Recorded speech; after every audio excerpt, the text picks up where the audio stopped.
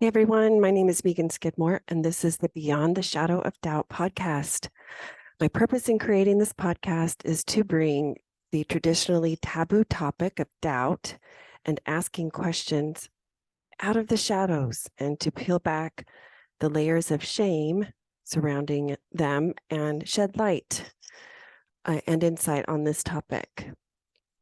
As a life transitions coach, I work with LGBTQ plus families of a conservative faith background. I work with both the parents and the LGBTQ plus kiddos. And I focus much of my work on advocating, educating, and providing support. Welcome to episode 13. A couple episodes ago, I touched on the concept of 3 stages of faith. Now, there are several schools of thought and more than one philosophy. Today, I'm going to focus on one, but before I do that, I see stages of faith kind of like the grade levels of elementary school. Where I live in the United States, in our public school, kids start kindergarten at age 5 and then move on to first, second, third grade, fourth grade, and then usually fifth. Then often 6th, 7th, and 8th make up middle school grades, which leave 9th, 10th, 11th, and 12th for their high school years or freshman, sophomore, junior, senior. Of course, the idea is that the curriculum for the current year in school builds from the previous year's content. So kinder is usually an intro to basic concepts that have, up until this point, maybe been mysterious or eluded the child. For instance, those mysterious squiggles and shapes with unknown meaning, they learn are numbers or letters. They also get their first introduction to socialization. It's often, for many of them, it's often their first opportunity to be in a large group setting with expectations and with other students. Now, first grade will build upon this foundation. Now that they understand these squiggles and lines called numbers, they have also a value assigned to them. And they can be used for useful things like counting, either by 1s or 2s, 3s, 4s, 5s, 10s. They can be used for ordering things, grouping things, organizing, and so on. They also learn that the other squiggles that are called letters, when lined up next to one another, they form words that are called our vocabulary. And they also have meaning or definitions that they will eventually learn as well. You move on to 2nd, 3rd, and 4th grades and upwards. The knowledge continually expands and is always building on what was learned the previous year, ideally. Eventually, we learn more complex actions that we can do with numbers like adding, subtracting them. Once those are mastered, even more involved or difficult concepts like multiplication and long division are learned, which actually use the functions of adding and subtracting. They're required in order to build upon it and learn them. And then with the letters, the form words, we learn to communicate needs, wants, desires, and eventually the words become phrases. The phrases become sentences, then paragraphs, eventually reports, essays, papers. If you go into higher education, a thesis or a dissertation. And it becomes much more useful to express ourselves in that way versus speaking possibly like a Neanderthal, just 1 word or 2 or 3 word sentences to communicate. Now, of course, we wouldn't want to stay a grader in elementary school forever. It doesn't even make sense. It would get boring, it would get monotonous, there would be no growth without advancing to the deeper concepts, the intellectual challenges, critical thinking skills, and the stretching of one's capacity that happens and that's required in the upper grades, in middle, high school, and other higher institutions like vocational school, community college, university, or grad school. In the same way that we don't want to remain in grade school forever, here comes an analogy part. We don't want to remain in primary Sunday school forever. I mean, it makes sense that childlike faith expands into tween and teenager faith, or youth and young adult faith. and then eventually a more mature faith of adulthood. No one need to seek out opportunities. Life naturally hands them to us, right? Life gives us situations where we might be tested, challenged, stretched, all those things. Sometimes these experiences create confusion. We engage in trial and error. We have questions. We maybe have doubts. Perhaps we get insights, have aha moments, and so on. In essence, this is like we're graduating from this primary Sunday school, right? We're graduating from being a child of God, I've heard it say, to an adult of God. Having questions and doubts is a vehicle to deeper, stronger, more expansive faith. Now, in the book, Faith is Not Blind by Bruce and Marie Hafen, I'm starting on page 11. They suggest with this 3-stage model that helps deal with uncertainty. Stage 1 is simplicity, and stage 2 is complexity. Stage 3 is simplicity beyond complexity. Okay, so let me just give a quick little synopsis of each. Stage 1, the simplicity that comes before complexity, is innocent. It's this untested idealism of naive simplicity. Okay. Stage 2, which is called complexity, is this gap between the real and the ideal, where we struggle with conflicts and uncertainty. Stage 3 is the simplicity beyond complexity. It's this settled and informed perspective that has been tempered and tested by time and experience. Now, some that are in early simplicity, stage 1, just do not see a gap. They somehow filter out any perception of a difference between the real and ideal. Okay? For instance, and this is taken from the book that the Hafens wrote on page 12, they describe, perhaps there's someone who sees everything as quote unquote the best, their mission, their reward, every new day, they're cheerful, optimistic high-fivers. There are others in this stage that may see the gap, but they choose, whether consciously or not, to ignore the terra firma of reality, pretending that they have eliminated the gap with all its frustrations. They cling to the ideal so single-mindedly that they just don't feel the discomfort that comes from facing the real facts about themselves, others, or the world around them.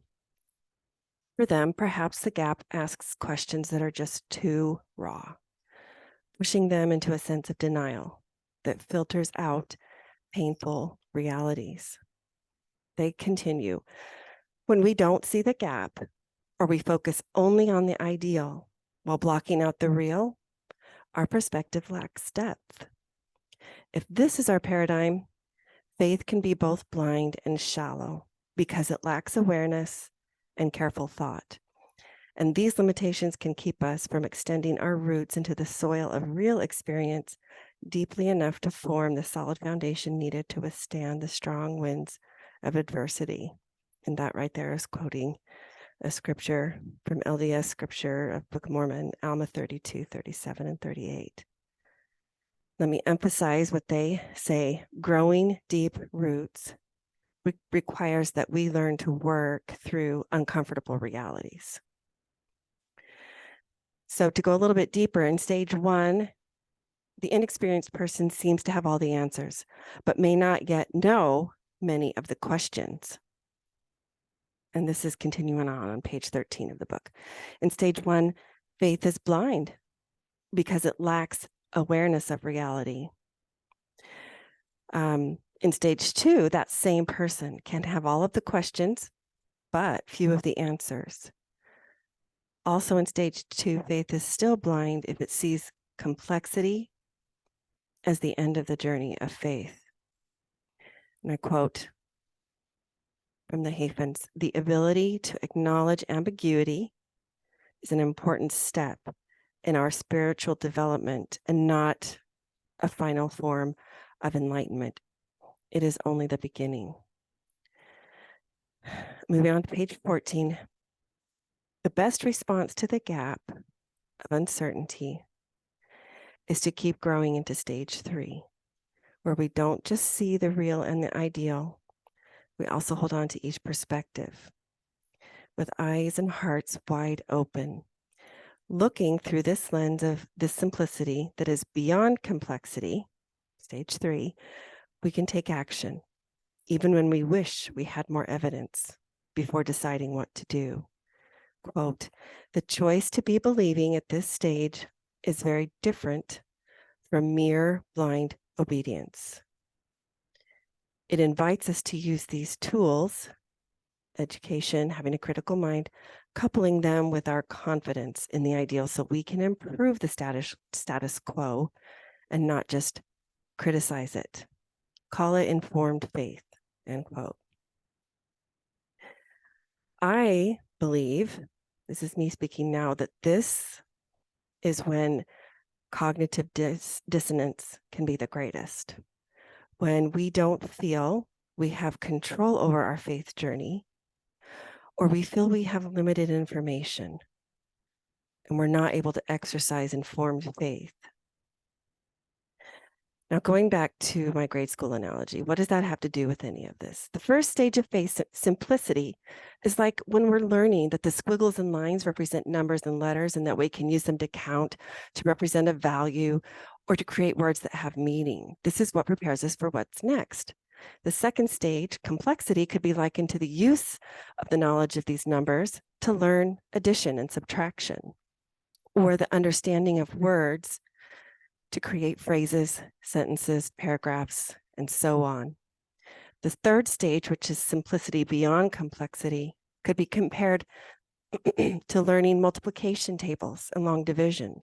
It sure is easier to do when you already know the skills of addition and subtraction. I mean, multiplication is just another form of addition with some complexity added, right? But ultimately is a simpler way of dealing with the numbers, right? 4 times 3 is the number 4 added together 3 times. Excuse me.